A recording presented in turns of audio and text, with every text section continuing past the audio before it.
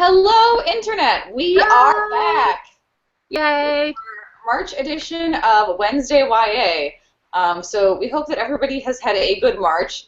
I can't believe that it's nearly over now. It is kind of And ridiculous. Misty got to choose the book this month because her I birthday was on did. March 1st. Birthdays! Or Okay. as my dad liked to joke every single year of my birth, or not birth because I was only born the once, every single year of my life, he would always say that I was born on February 29th, Yay! which only comes every 4 years. So Wednesday then YA. he Hold would, on. Hope that everybody. yeah, mute that. So he would either say that it wasn't my birthday that year if there was no leap year, or that I was only turning like 4 if I was turning 16. So either the first or I'm a 5-year-old. Your choice. Maybe both. I just missed most of that story because I was closing the window that I accidentally left open. The gist of that story is my dad thinks he's funny, but he's not. Dad jokes. Dad jokes was that story, Misty, that is how dads work. It is their job. basically. So yeah, Misty took us down an interesting road this month. We read our first Terry Pratchett. We did, for both of us. We're completely new to Discworld, but not anymore. Exactly. We both have the this bind up. So we read The We Free Men. Yes, Not we the did. not Not the Sky. whole thing. Misty, do you want to start us off with talking about this one? What your thoughts were, like what drew you to it, what you wound Sure. up thinking? I had been wanting to read some of the Discworld for a while just because I had been told it was really quirky, and I had seen the movie The Hogfather, which is, I think, a really good introduction to Terry Pratchett because it's just weird and quirky, and I loved it. So I had been wanting to for a while, and I want to say it was around the time I Shall Wear Midnight came out, which is, I think, the third book of the Tiffany Aching series. And so I knew I wanted to start with Tiffany Aching, but I had to backtrack because the first part of the Tiffany Aching cycle is We Free Men. So that's what we went with. I didn't like it as much as I thought I was going to, but I did really like it. It's quirky. It's good quirky. It's good whimsical, which is a hard balance, I think, to strike. How about you? You know, I think that this one really started to come together for me in the end, and I kind of had mixed feelings throughout the whole time that I read it. I would ultimately give it about 3 stars, but it was just so weird, and I felt like it took a long time for the story to get off the ground. I didn't necessarily feel like that. I thought for a while that I was going to find it kind of anticlimactic, but it did kind of come together. I thought that they were going to, it seemed at one point like they were just going to beat the queen too easily, and then I was going to be like, well, that was kind of lame. But there was more to it, and there was kind of Tiffany finding herself, so I liked that. But for me, it was the right amount of weird. You can really go overboard with weird and with whimsy, and it can be too much and just obnoxious. But this, I thought, really charmed me. I really liked Tiffany as a character. I think that's one thing that I should start off by saying. I have to say that as soon as I started reading this one, I wished that I was reading an audiobook or listening to an audiobook, excuse me, instead of reading the print copy, because the characters in this book, they're supposed to be Scottish, Irish? Scottish, yeah. Yeah, and I could just see, with a good narrator, this being a fantastic audiobook. It probably would have been hilarious. Tonight when I was finishing the book and I was reading it aloud to myself in a Scottish accent just to amuse myself, I could just see with the right narrator this being the perfect audiobook. Absolutely. And I thought that Pratchett gave a really good sort of baseline for that accent. A lot of times, even if you know a character has an accent that's different than your own, you still tend to read it in your accent and you forget that until something is brought up. But this time you never forget that the Feegle are Scottish, and you can hear it in your head. I thought he did a really good job with that. It's one of those things, though, that might throw some people off. My best friend cannot read Harry Potter because she can't get past the way Hagrid's accent is written. I like that, but some people just can't do it. I thought it was really well done. She can't read Harry Potter? Why is that a thing? She cannot. She loves Harry Potter. She loves the movies. She loves the storyline, but she cannot read it because it drives her nuts the way Hagrid is written. All of the H's being missing and just having an apostrophe, she can't get past that. It drives her nuts. So it's not a technique that's for everybody, but when it's well done, I love it. And I thought it was well done. I think it also bothers you a little less if you've been to the UK and heard the accent, because like you're reading it and you get all these flashbacks to like the places that you visited and the accents you heard, and you're like, this is exactly what that one old dude in that one pub sounded like. Yeah. You know? Or even if you just watch a lot of, movies or media from any particular area, if it's an accent that you're familiar with, then you can hear it. Yeah. No, I think everyone now is just like, you two watch British television? Never. Alright, so I don't know if we have anyone here with us. We've got a couple of viewers. We have someone who's deciding whether they want to stay or go. It's cool.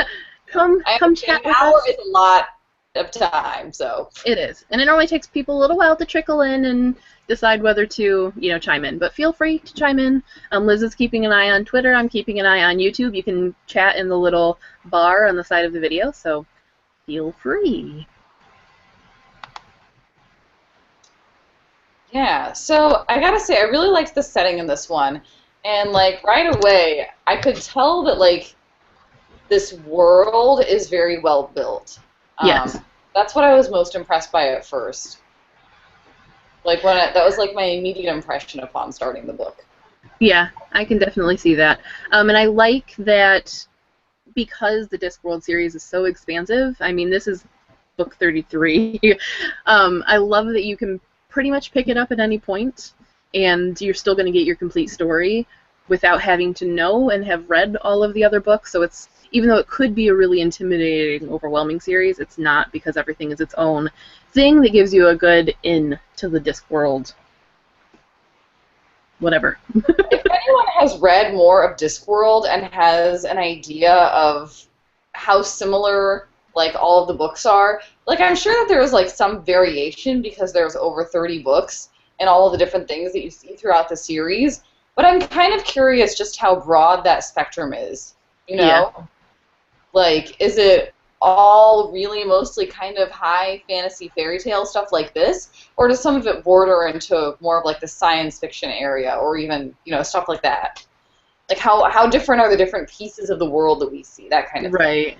To my knowledge, it's always fantasy, not so much sci-fi, but this is the whole Tiffany Aching series, so this and the other, I think, 2 or 3 books that are in it, no, 3 or 4 books that are in it, are the sort of middle grade YA-ish segment of it, so the rest of the series isn't aimed at a younger audience, but this one specifically is kind of aimed at a younger audience, or more suitable for a younger audience, so I think probably all of them can be read by just about anybody.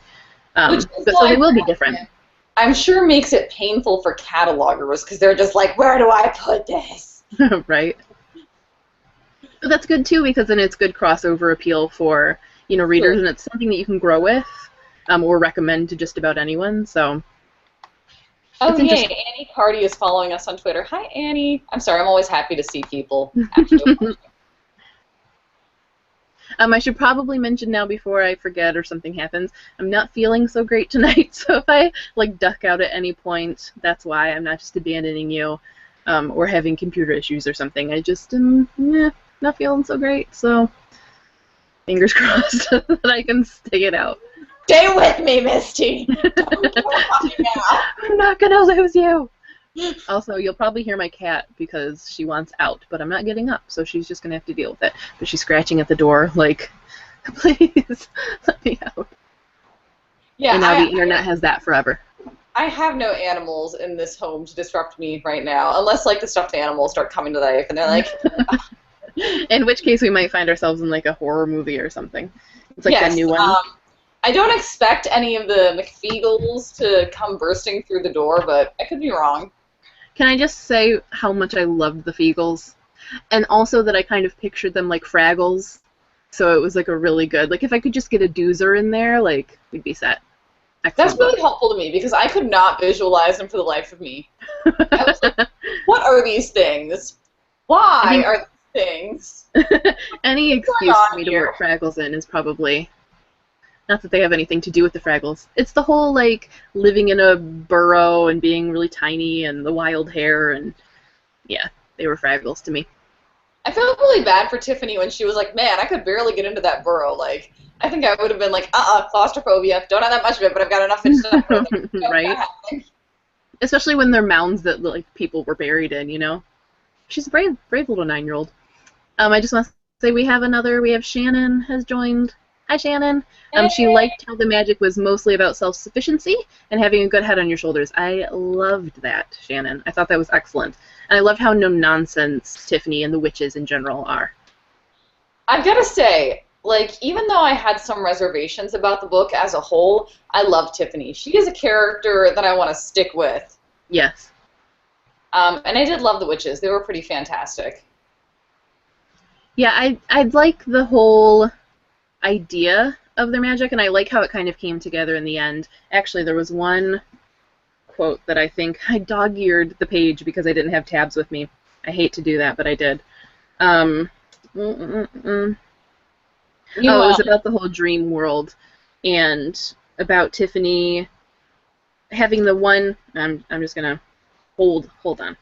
She says I've been giving something for a while, and the price of it is that I have to give back, and the reward is giving back too.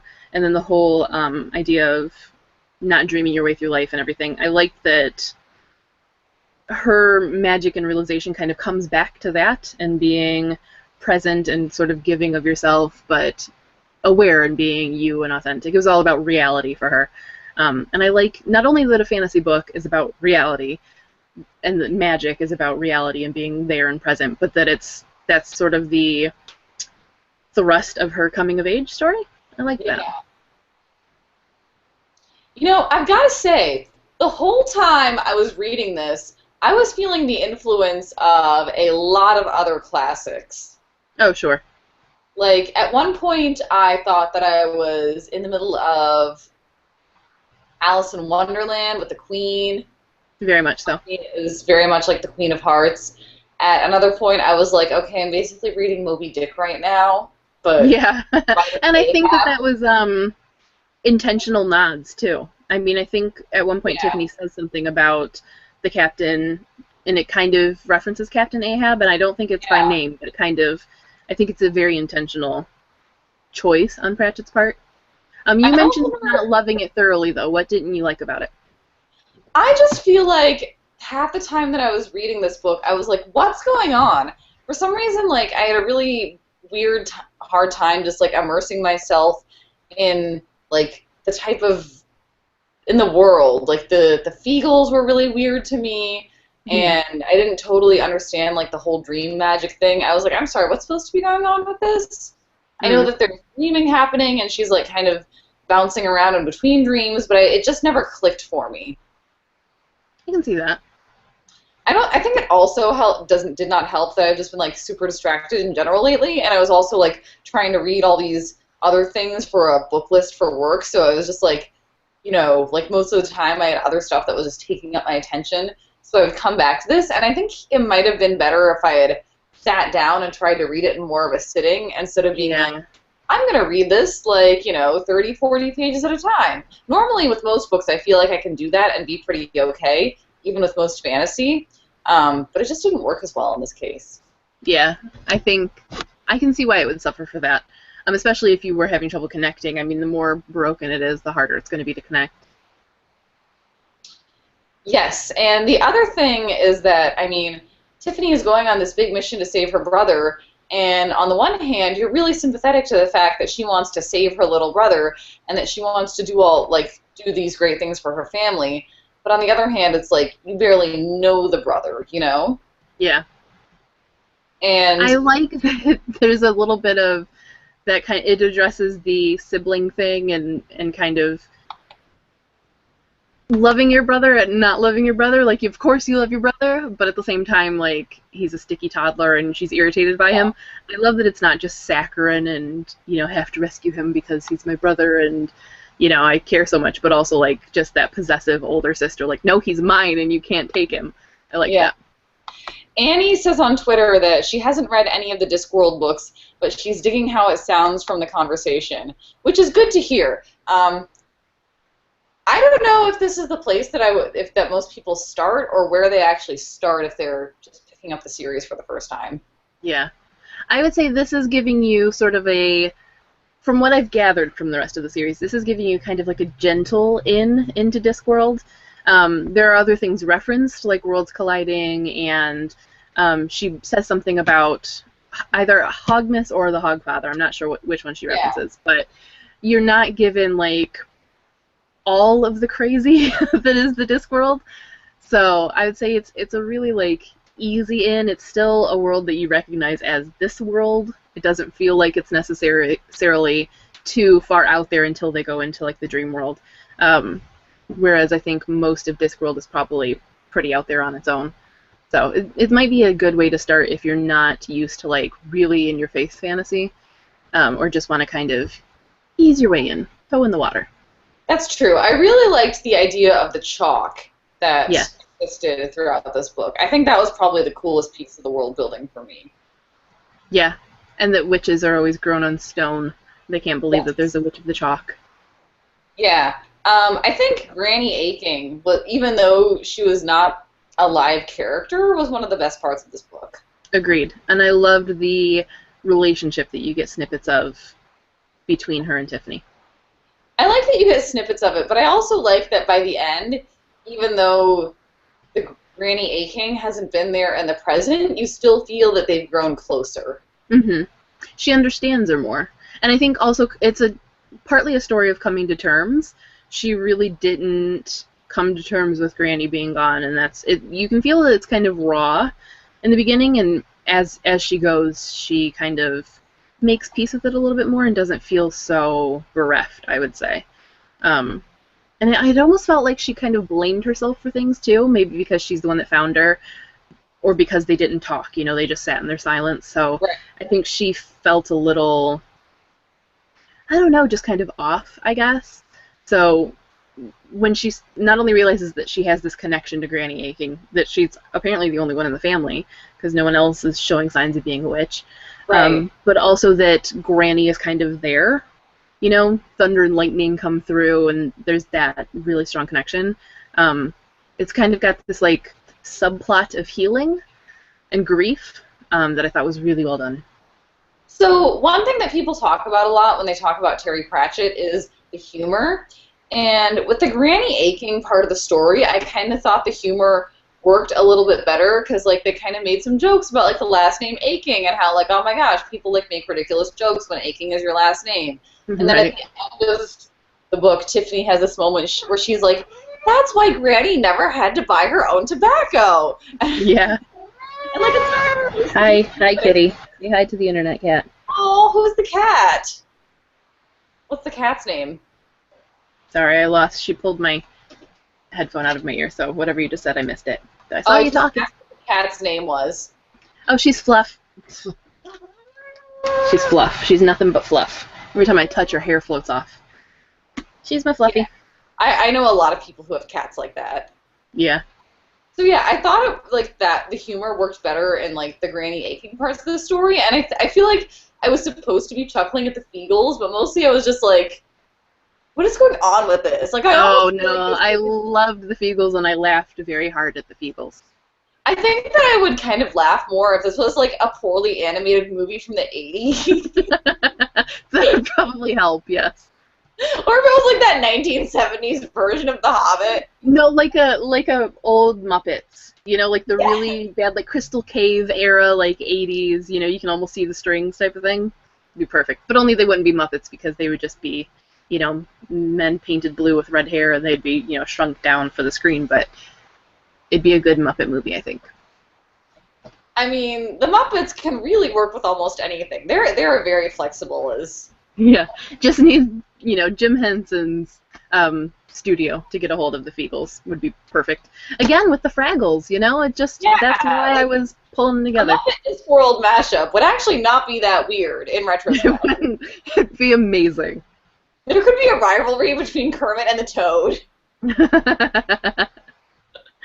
Which I feel like we need to talk about the Toad because I liked him, actually. He was really cool. I did too. He's memorable, even though he's not really necessarily in it all that much. I mean, she pulls him out of her pocket basically when she needs to. So it's not like he has a huge part of it, but yet you really have a distinct impression of him. So how did we feel about the way his story ended? I mean, I weirdly saw it coming. I don't know. I just I was just like not surprised because it yeah. sounded like he was like kind of irritating as a human. I would imagine. He's like, yeah, I guess now I've got to make up for this by making snarky comments and helping people. Okay. The weird thing is, I don't know if you ever watch Adventure Time, but there is an episode where these businessmen that have been like encased in ice thaw and are dangerous. Like they're these crazy, very narrow-minded businessmen, and for some reason, I pictured human version of Toad like that, like very lawyery and in his penguin suit, you know. Yeah, yeah. Nice. I don't know. It was just weird. My brain does things. No, I think that seems fair. Except now I'm thinking about like this is Spinal Tap, where they're like yeah, the boxes, and I feel like it's probably supposed to be the effect of ice melting, and I don't know. Like we have weird, tangents is what we're saying. We have weird associations with things. Shannon was very amused as not as big as medium-sized Jock, but bigger than wee Jock Jock. Me too, Shannon. And I would normally when there's something really long like that that's repetitive, I'll just shorten it. So normally in my head I would have just said Jock every time, but no, I said it full name every time because it cracked me up. Okay, Annie Cardy has a question on Twitter. She says, "What are the things that ground you in a fantasy world?" I think it can be a lot of things. First of all, a fantasy world for me, no matter how outlandish it is, it has to have consistent rules. So I don't care what you're telling me is the reality of this world, as long as it doesn't seem like you're pulling it out of your ass.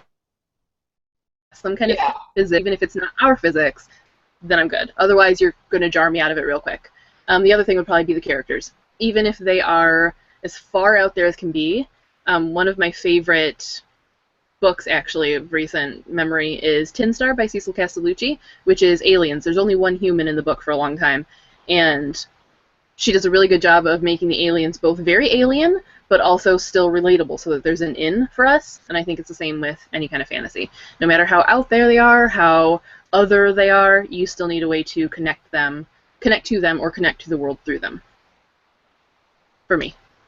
I think I really like it when like the geography of the world that you're reading about is described in a way that you can actually visualize it. Yeah. Which sounds weird, but when like it's very easy for me when someone is like these chalky cliffs, because then I'm like, okay, like you're actually like giving me a base to work with here, like something that I kind of have seen in another context, so it's a lot easier for me to visualize.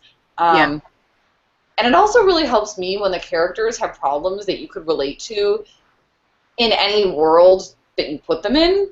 Yeah. You know? And when it's a thread that's carried through. So like the chalk, I mean, the chalk is mentioned. It's not just one-off. It's not just there's a witch on the chalk and how is that possible and then it's never mentioned again. But it's a part of her. So it's routinely mentioned and it keeps building that idea of the world for you. Yeah. And I think it also helps when, like, I mean, I'm just kind of repeating myself here, but there are problems that, like, it's like you can visualize them happening, but there's, you know, like kind of a twist on them. Like they'll take a very basic problem and be like, there is this, like, you know, animal creature thing that it's a threat, but it's more interesting than, like, if you just ran into, you know, than if you had that in real life because it's magical and it's monstrous. Right. You It's know, foreign really enough to be interesting. Take the ordinary and just kind of like play with it just enough so that it's way scarier. I don't know. I'm apparently not very good at answering this question. No, I think it makes sense. I mean, that's, I think, ideal of any fantasy or any science fiction, anything that's going to be kind of not possible or not just contemporary realistic fiction, or even historical fiction, anything that's going to be out of the reader's direct experience, to have it be just foreign enough to be intriguing, but relatable enough that you're not confused or disconnected. Yeah, exactly. I think it's almost more important to have that connection with fantasy, you know, because the world can get so weird. Yeah, like in this story, I really couldn't, like, understand or relate to the whole dream thing. I don't know if you can explain what was happening in that part of the book. I cannot. Like with the drones or with the Queen's world? Kind of with both. I was just like, what? Why is all of this happening? What's going on? There are so many storylines here. I loved the drones, first of all. I thought they were a really interesting idea, and I especially loved when they were in the sort of like water world, and the drone just sits on the beach with a little crab next to it because it's homesick too. Like, I liked that they, even within that little moment, they have their own kind of storyline.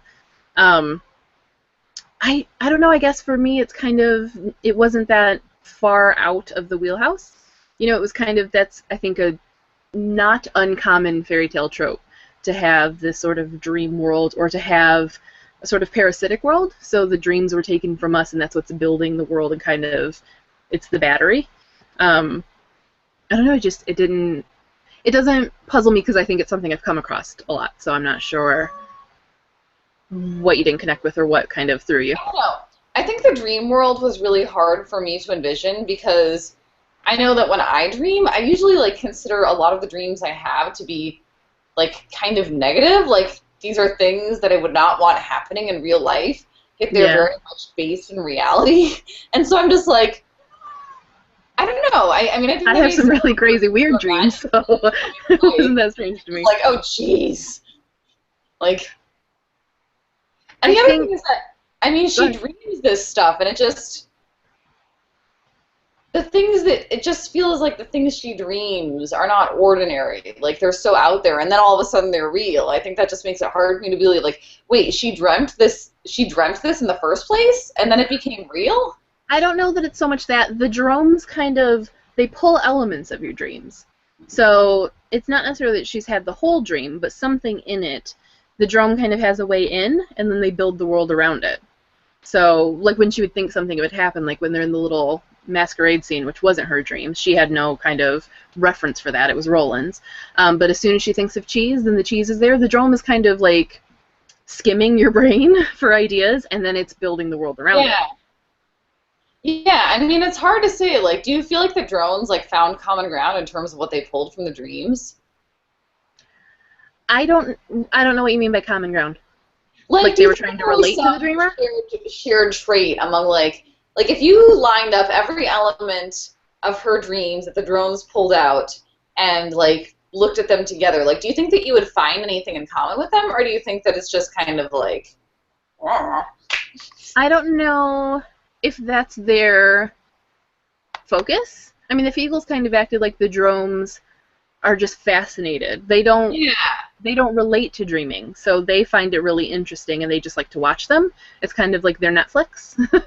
So I don't know if they might be looking for common elements, and I'm sure they would see them, but well, you know, I don't it's know like if that's the their drones focus. pulled out like everything you were afraid of or something. Like, in some ways, I think I would have found that a little more believable. But it's like, oh, these drones are going in and they're looking for something particular. Like, they're like not just sitting on their drone couch watching, you know, 8 million episodes of Friends. They're looking for anything that's going to keep you in the dream, though, so it might not be to their benefit to scare you.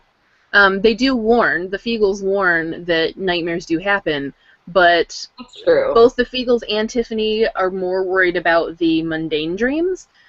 Tiffany at one point says something about how the ordinary dreams that are just slightly off tend to be more scary than an actual nightmare because it's unsettling. So I think that's probably more what they're concerned about. But the drones want you to stay in the dream because that's how you're going to waste away and die and they can eat you. So they're not necessarily looking to scare you and jar you out of it. I'm sorry? I just said fun times. Oh, yeah, very. They wait until you're oozy, and then they eat you. Yeah, I don't know. How did you picture the drones in your head? I pictured like a weird, like Oogie Boogie crossed with a Stay Puft Marshmallow Man. What is an Oogie Boogie? Oogie Boogie from Nightmare Before Christmas. He's like a burlap sack, like kind of shapeless. Yeah, I pictured like something brown like that. Ghostbusters. What is Liz?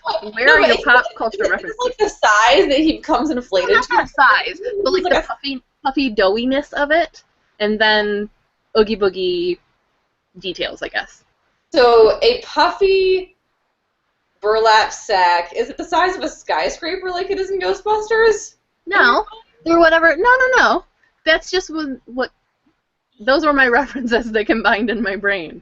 And not necessarily a burlap sack, but like the coloring and the kind of styling of them, I guess. I think the other thing is that when people start to talk about like drones, I'm like, oh, robots, like things that are gonna one day deliver my Amazon packages. But it wasn't drone with an N, it was drone with a drome, like with an M. It It is was too dream, small. but with It's an too O. similar. I Drone. can't separate them in my mind. I'm just like, no, it's a drone. It's gonna deliver my UPS packages one day. It's gonna deliver your UPS It's gonna like packages, fly and into the then library and come down to Children's and be like, yes, new books from Baker and Taylor. yes, and then as soon as you touch it to take your package, you're gonna fall into some weird, random, like everyday dream and accidentally eat something and be like mesmerized in this world until you're dead and oozy, and then it'll eat you. And then all of a sudden David Bowie will be there and he'll be like, I have the baby, and you'll just be like, what? Yes, that's actually book 2. That's A Hatful of Sky, folks. Spoiler. Yeah, it wouldn't surprise me. I mean, the Queen was not unlike David Bowie, okay? I pictured the Queen like the White Queen from, like a little bit of Queen of Hearts, like you had said, and then the White Queen from Narnia. Yeah, exactly. Especially because the snow world. And I liked, too, that little detail, that it was like, the snow world was kind of a nod to Narnia, but then also it was a convenient way to reference the world and how she doesn't have a ton of energy to, like, make it, because snow is easy. Everything's white and blank, and you don't have to have details. I liked that. I really liked how when they were talking about Wentworth's story, which, by the way, I love that the child is named Wentworth. It's amazing. I loved how they mentioned that he had so many sweets that he was just like, I can't possibly eat them all, and therefore I must cry instead of doing anything about it. That was very toddler. That was funny.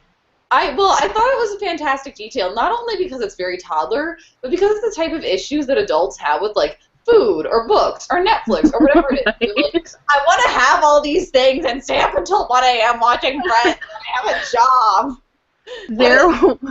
There was a post that I wrote, I think it was at the beginning of this year, but it might have been at the end of last year, called A Funky Type of Funk, and it was like about how I was in a total reading rut, but it wasn't the kind where like you're just dissatisfied with everything, but where I had too much that I was really excited about and I could not focus on anything. That was my sweetie moment of just like meltdown, like I want to read it all, I can't read anything.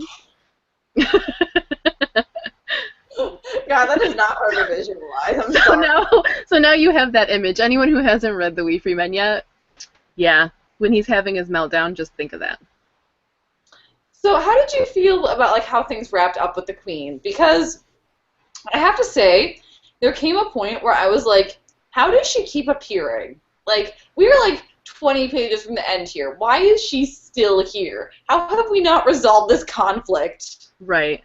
That was before we started this chat. I had mentioned that I thought it was going to be anticlimactic and that the first time that she kind of escaped from the Queen was it. And I was like, well, that was kind of lame. I like that it kept being a dream within a dream and the Queen still has her hooks in. But I also like that eventually Tiffany's understanding of her own reality was enough to break it. And that she also took pity on the Queen, and when the Queen was like, you pity me, she was like, for now. Like, I love that she just kind of is so dismissive about it. I would have found it really funny if they had like all ended up at the belly of the whale and Terry Pratchett would have been like, and cliffhanger. Dun dun dun! If you want to know what happens, tune in to book 34.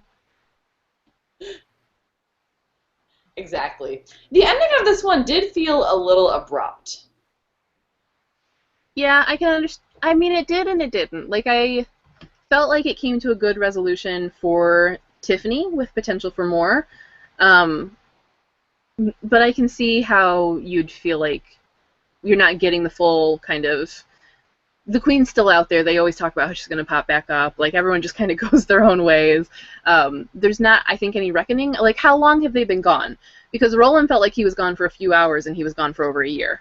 They've gone through a lot of stuff. Tiffany's gone through a lot of stuff in the dream world. How long was she gone? Because, the dad just finds him and he's, happy crying. But have they been gone for a day? Have they been gone for weeks? Have they been gone for months? We don't really get that. Perspective. But I don't mind it necessarily. It can be tedious, I think, to wrap it up. But I can see why you'd feel like, well, we didn't really get any of that. Yeah, that was very odd. Yeah. I think it's one of those things where you kind of write yourself into a corner, and it's like, well, I don't really want to adjust that, so I'm not. What did you think of Roland as a character? I mean, he's kind of a little bit of a throwaway, but in as you would kind of expect, he's getting credit for everything, for being the big hero of the day. Of course, the Yeah. prince saved the day, and Tiffany's just like, "Are you kidding me?" I like that that's addressed, and that she's like, "This is bull," but I'm a witch, and witches don't need praise and silence and all that. So she's like, "Whatever. I know that I did it, and it doesn't matter." I thought he was kind of a good foil and added burden, I guess, for Tiffany, and a good way of subverting the trope of the prince actually saving the day, because he really doesn't do anything but make it harder for her. Yeah, yeah. I was just kind of like, what's going on with this character? Like, he's not really helping Tiffany. I don't know. Shannon asks, do you think that Roland was being set up as a love interest, or was there to make the point That's what that I the wondered. Baron's son gets credit? Like, I wondered if he's supposed to be a love interest, like, later on in the series. I think at one point Tiffany's a teenager, so it could be. And actually, I want to say that in one of the synopsises that I read, it said something about a prince. So that could be. I'm really not sure. Does anyone intend to continue with Discworld, either with this specific Tiffany Aching series or with other books in the series, to find out if Roland's a love interest, or to find out about various other weird things of Discworld? Okay, so on a scale of like 1 to 5, 1 being not at all excited, and 5 being like, oh my god, I gotta read it now, how excited would you say you are to read Hatful of Sky after this?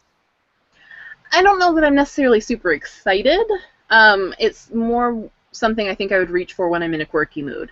So where some series compel you and you want to pick up the next one immediately, I think this one I'm kind of right in the middle, probably a 3.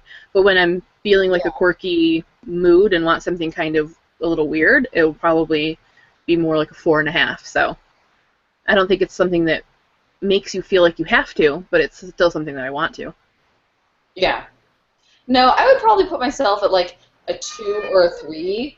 Like, I almost think that I would want to listen to the audiobook of this and then Yeah. read more of the series. I wonder if there. I mean, I would imagine there have to be audiobooks, but I wonder if there are any like really good like full cast recordings or anything like that, because I think it'd be perfect for something like that. I will have to look into that and see. Yeah, because I don't crave audiobooks often. I'm really, really finicky about the narrators. If I don't like the narration within like the first 2 lines, I'm not gonna be able to listen to it. But some books excite me almost more as an audiobook than they do as a physical book, and this is something that I could see loving as an audiobook and finding really Yeah. fun. Yeah, definitely. In terms of the rest of Discworld, I have Guards, and Weird Sisters on my shelf, so maybe I'll get to those someday. I think the only thing that I have are the Tiffany Aching books.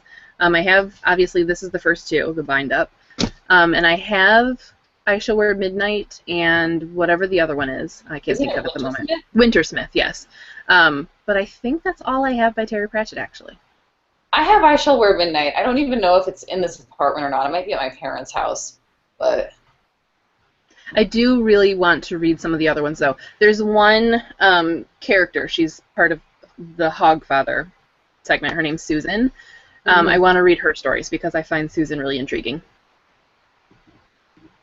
yeah. I actually feel like I said, trying the audiobook, but also reading Good Omens, even though it's not necessarily related to this, Yes. would be like a better gateway for me. Yeah, I definitely want to read that. There's also a dystopian that he wrote. I think it's called Nation or something like that, which I've been wanting to read for a while, but that's totally unrelated. He also has a book that is a retelling of Oliver Twist Really? called Dodger. I did not know that. Yeah, it actually won the Prince like the year it came out. It was like 2012 or 2013, I believe. It won a Prince honor. I was I obsessed with think. Oliver Twist as a kid. I read that book until it was falling apart. Like, I would read it pretty much once a month when I was like 9. So that would be right up my alley, I I think. could kind of see like Terry Pratchett like poking fun at the musical in that book, being like, "Food, glorious food." It's probably a pretty good possibility. Yeah, I don't know if you guys know the musical, but the songs are just ridiculous. I love it. So we're down to about 20 minutes left. I don't know if there are any last questions on Twitter or anything specific that we want to address. Twitter is kind of quiet tonight, which is fine, just chilling. It happens. Now that we're getting into nice weather, it might be hard to rope people in to actually come and talk to us. That's true. Although actually, like, we had a hypothermia alert last night. Oh. It's freezing. Yeah, we get them whenever there's one from work, being like, this is where you can tell people to go. Yeah, so who knows? How is the YouTube's Misty? Or anyone have any questions? The last one was from Shannon about Roland being the love interest, so I think we pretty much addressed that. I do want to say I'm actually really glad. First of all, it did satisfy. The reason I chose it was because I was wanting something quirky this month. But I'm also pleasantly surprised that it touches on fairy tales enough that I can talk about it in Fairy Tale Fortnight. Because that's one more book that I can review. Actually, I'll probably share this, the video of this during Fairy Tale Fortnight too. But yeah, I liked its take on Fairyland. I think this is a really good book to use to discuss tropes because of the frog and also with the hat. I liked how he kind of took those things and he played with them a little bit. It's like, but do you really need to have the hat in order to be a witch? Yeah. Well, and also the trope of being the damsel in distress and needing the prince to rescue you. He does a good job at taking a look at the tropes and then subverting them. Also the idea of the Wicked Witch, and I thought that's something we definitely need to talk about, and I'm surprised that we haven't. The idea of the old woman Wicked Witch and the sort of uselessness of old women and the scariness of old women and how they were witches and they basically let that woman die. I don't remember her name, but the woman that they left out in the snow because she was a witch when Tiffany knows that she wasn't. Or something? I'm sorry? Was it like Miss Bowling? I don't remember. I'm not sure what her name was. It was with a B, I thought, but I could be wrong. I thought it was a really, first of all, that was one of the more straightforward statements, like straight to the reader. Pretty close to the beginning when Tiffany's thinking about that, and she's so angry at the townspeople. And she directly, a lot of times you'll get messages kind of subtly and worked in, and they come to, kind of like towards the end when Tiffany is realizing that it's about her reality and being strong and she can do this. Things like that you kind of come to. Was it Mrs. Snapperly, by the way? I'm not sure. No, okay. But that one I think was like a straightforward address to the reader of the disgust of how this woman was treated and kind of by extension familyless old women, familyless people who are just kind of left to their own and shunted off by society. He was that I felt like it came from somewhere. There was some serious anger and something that Pratchett wanted to address in that moment, I thought. And also kind of there's a social justice streak. I mean, Granny Aching shows up and she doesn't have to do much. She doesn't have to say much. But the villagers looked to her, and even the Baron looked to her for kind of approval and did what she wanted. And it was always about doing what was right and not what was expedient or whatever. So there's a really good sort of social justice streak and kind of a pointed message, I think, on Pratchett's part, which I thought was really interesting, and I loved that. Social justice, but at the same time, it wasn't didactic. Yeah, exactly. It was just very much like, why is this the way it is, Yeah, and I think kind of having a young girl narrator like Tiffany is perfect for that, because at that age of about 9, you are observing things and questioning things. Where people start to be like, this is how society generally treats women, and you're like, but why? Yeah, why you're not used to it enough to just accept it and to be beaten down by it, but you're aware now enough to start really questioning it and being really kind of angry about it. Exactly. Yeah, I thought that was really, really well planted, I guess. Oh, Shannon makes a good point. Shannon says also the Feegle Society was led by a single woman matriarch, like a bee colony. Good point. I did not pick up on that. Good point. Yeah. I was apparently super distracted when I read this. It happens. No, I don't know what it is. Like, I wish that there was some answer as to why I could just not get into this book. Yeah. I don't know. Well, that's, I think, part of the thing with quirky books, and that's why I said, like, I don't feel compelled to read it, but I'll be excited for it when I do. Quirky books, I think you have to be right in the right mood for.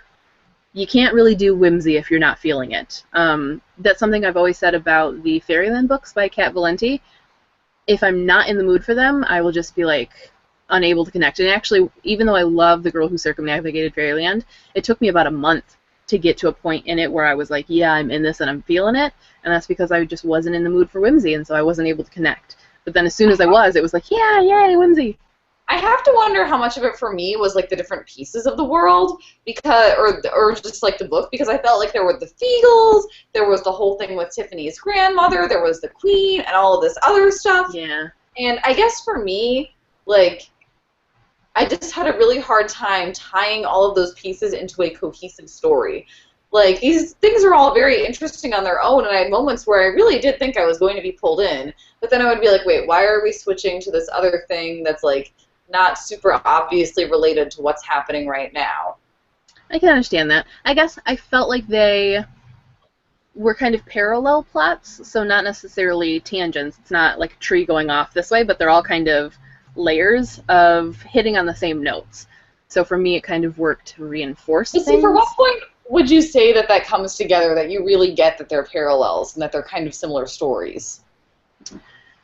Well, I think in anything like that, you don't know it's coming together until the end, but you kind of can feel like maybe it is. See, that's the as thing. Soon as you really know the plots. I mean, but I have to say, I do tend to, like, I can't, I've come around to just giving into the fact that I always know the endings of things, but for most of my teenage years, I couldn't read mysteries because it irritated me how quickly I would figure them out. So that could be part of it, is that I have a puzzle brain, so I'm constantly pulling the pieces together and saying, oh, this is this. So yeah, see, I can understand why everyone would be like, no, I don't get it. I've gotten a lot better at, like, as I read, as like, oh, like, this is clearly, like, this is how this is going to work out. And I never had that moment as I was, like, in the beginning of this book, or halfway through this book, of like, oh, well, this is clearly how these things are going to tie together. I was kind of like, what is Pratchett going to do with all of this weird stuff that he has put here? Yeah. I guess partly I feel like maybe I have the same things in common with Pratchett's interests in reading, because I felt like these are all, he's pulling from pieces that I'm familiar with and that these were part of my childhood. All of the different fairy tales and things like that, and the witches, and all of these things felt like they were in the same wheelhouse just because they're part of my brain space. And also that I love witches and was a witch almost every Halloween when I was a kid, except for the one year that I was Jem from Jem and the Holograms, but I was always a witch if I could be. So, like, all of these little things, they felt like they've always been there, and they're just being tied together because these have been things that I was interested in as a kid. This felt like my childhood. I totally would have loved it as a kid. I would have loved this as a kid. Yeah, I think childhood me would have been just as perplexed as adult me is now. I especially loved things that were a little off the wall as a kid. I was just as weird then as I am now. So these would have just delighted me, honestly. Anything that kind of reminds me a bit of Alice in Wonderland or just quirky weirdness. The thing is, it's not strong that I female dislike characters. quirky. This kind of quirky just doesn't work for me. Yeah, it's a hard one. Like, quirky is one that can really push people away or just keep people from connecting, or can feel like too much for people. I mean, it really, you have to gel with the specific style, and you just don't always. I know, it makes me feel bad because I have, like, other Pratchett books, and I'm like, well, what do I do now? I mean, just try them, or wait until you're in the sort of weird mood for them. Yeah, but then it's like the whole, like, Sweeney thing again, where, like, there's so many other things that I'm excited about that I'm going to be too busy throwing a tantrum over what to read next to come back to this one, you know? Yeah. Well, then that might be the case. I mean, you've had your taste of Discworld, and you might decide that that's enough. That's fine. Yeah. I mean, like, it's kind of like you feel like you should try again, but what if it doesn't work? What if Discworld dumps you and, you for another younger reader? I mean, I'd say it's an expansive enough series and an expansive enough world that you could probably either read the synopsis of a few of the different books in it or ask recommendations from people, and probably find one that works for you, and if not, then just move on to something else. I mean, it's not like every book has to be for every person. No, I really just want to talk to somebody who's read like the entire series and be like, I read this is how I felt, what next? Yeah, someone that's intense about it. If you are that person, talk to me. Yeah. And this actually wound up being kind of a fitting tribute, which was sad. Yeah, and that was something, I had just started it when he died. I had just started it maybe 2 days before and was really liking it at that point. Was like, I had been having, weirdly, I never fall asleep when I read, but lately, maybe partly because I've been kind of in pain and so just more tired, but I kept falling asleep when I was reading things, even things that I liked. I would get like 10 pages in and be like, but this one I wasn't. I was actually kind of trucking along in it. So I was loving it, and I was just about to post something on Facebook about it, and I open up Facebook, and it's all just Terry Pratchett, Terry Pratchett, Terry Pratchett, and I was like, oh, really? So, yeah, that was a bummer. I find it interesting that you, like, are saying that you fall asleep, because the thing is, I can be reading something that I love, and then I'll just be like, oh my god, I'm exhausted, and, like, set it aside and immediately fall asleep. First of all, I'm a bit of an insomniac. Like, it's so hard for me to fall asleep and so hard for me to stay asleep. And I read at night, which is always a mistake, because if I'm enjoying something, I will be up until 4 o'clock in the morning, guaranteed. I never fall asleep when I'm reading. I could be reading a textbook and I still wouldn't fall asleep. But, yeah, everything I've picked up for probably about the last month, even when I was loving it, I would still find myself falling asleep. I'll be, like, reading on my couch, and I'll be like, the book needs a hug, and I'm going to take a nap with it now. And then I'll, like, wake up half an hour later and be like, I need more tea, and then I can start reading again. Yeah, no. I normally don't ever. I hope this isn't, like, a sign of things to come. I just had a birthday. If this was, like, the switch was flipped and now I'm going to fall asleep everything I do, I'm not going to be pleased. But, no, I didn't fall asleep with this one, so that was good. I think it helps that normally I read over my lunch break and I only have an hour, so I'm like, okay, gotta get in what I can, like, you know, like, and, you know, otherwise I do a lot of reading in the bathtub, but there comes a point with that where I'm like, I should, like, wash my hair. Yeah. I, especially in winter, will take baths as often as I can just for the excuse to read. Just soak. Just pamper and read for a while. And actually that might be why I didn't fall asleep reading this, was because I mostly read this in the bath. Almost dropped it in at one point, and it does have a few little waves from touching it with wet hands, but you know what? It'll survive. Yeah, my copy of this got really beaten up, like, just from being carried around. Yeah, mine is pretty beaten up too. I feel like some books stand up to, like, actually being used on a day-to-day basis more so than others. It probably doesn't help too that it's so dark, so every little, like, wrinkle and crack in the binding is going to show. Oh well, that's okay. It just means that it's been read and loved. That's fine. Sad when you spend that long reading a book and you don't love it, and you're like, I made the book look like crap, and I didn't love it the way it deserved. Yeah. We have to break up now. That just means that you need to loan it out to people who hopefully love it.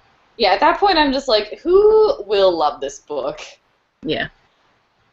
All right, so we're down to our last few minutes. I don't know if you want to let them know about what we will be reading in April, which is Liz's pick, since it's Liz's birthday this time around. Yes, my birthday today. I will be ancient. No, not really. Ancient. Stonehenge. I'll wake up next morning and be like, I am now Stonehenge. Deal with it. Just don't go through, because that's where the queen is. Yes, exactly. That will end badly. No, so I get to pick the book this month, which is really exciting. And I considered a lot of options. We haven't really read a lot of contemporary this year, but I always feel like contemporary is going to be better as we get later into the year, like in November, when we just don't have as much time to read because, you know, holiday parties and, like, end-of-year commitments are starting to come up. You know, like, you never think it's going to be that busy of a time, and then you're just like, where did all of this stuff come from? So I guess I tend to save like the lighter contemporary stuff for then. I also like to do like kind of a beachy read in like May or June. So we're doing more fantasy. A lot of you guys who've been following Wednesday YA are gonna laugh at this. We are going to read The Raven Boys, which is by Maggie Stiefvater. And I should have known that this would be Liz's pick for April, because every chance that Liz had to pick something through the last year, she would say The Raven Boys, until I would be like, Liz, I don't own The Raven Boys. You can't keep picking The Raven Boys. I don't have it. Yes, so she I finally can. sent it for me. She sent it to me, and I knew it. The minute that she was able to choose it, it would be chosen. Well, because the thing is that Maggie is one of those authors who I consistently am like, I don't know if I'm going to love this book, but I really like Maggie, so I'm going to give it a try. And then I end up just loving whatever it is. Like, I'm just like, oh my god, this is so good, Maggie T. Potter, why are you giving me all of these emotions? Like, I'm keeping my fingers crossed about it. I'm hoping, first of all, I'll like it because I already have the Dream Thieves. It was, like, pushed into my hands at ALA by one of the publicists, even though I didn't have Raven Boys and hadn't read it. She was like, nope, just take it, you're going to like it. So hopefully I'll like it because I've got book 2, I need to like it. But also, I'm really keeping my fingers crossed because Shiver really didn't win me over.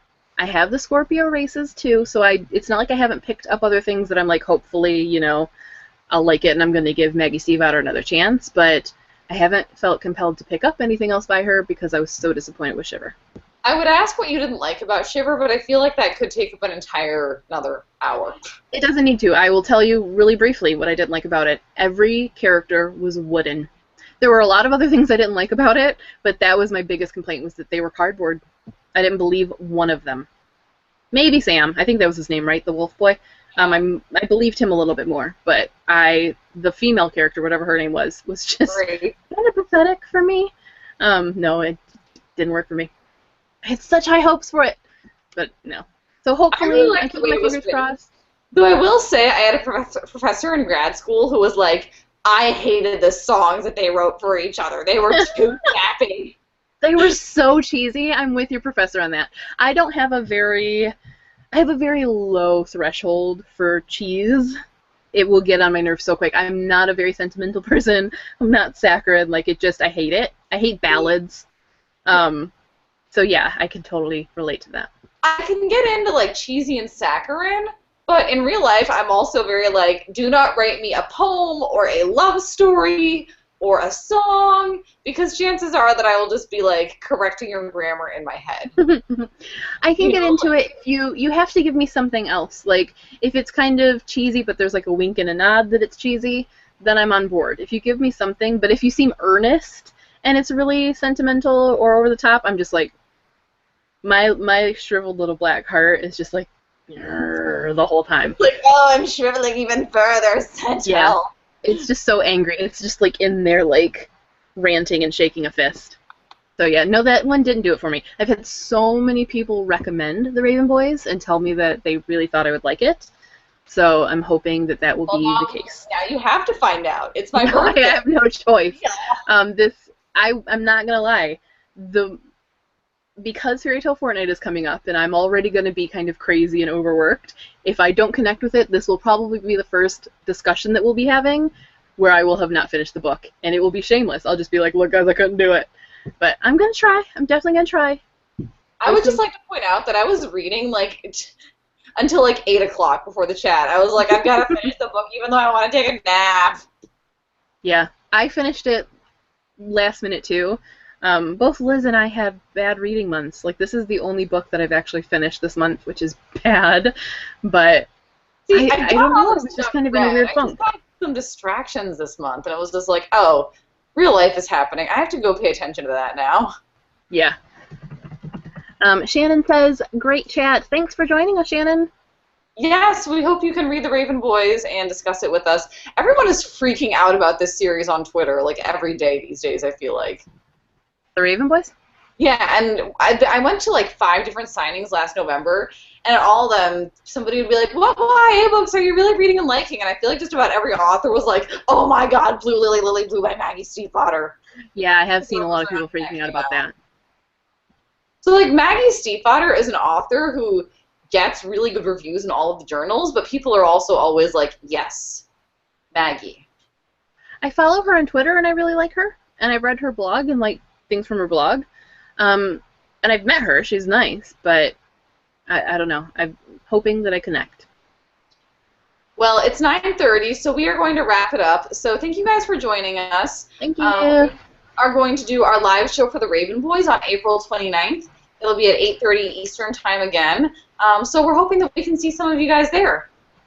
Please join us. If you're unable, though, you can always join in the conversation after. These videos are archived, so you will be able to see them on YouTube. I also share them on my blog afterwards, so still join in even if you miss it. All right.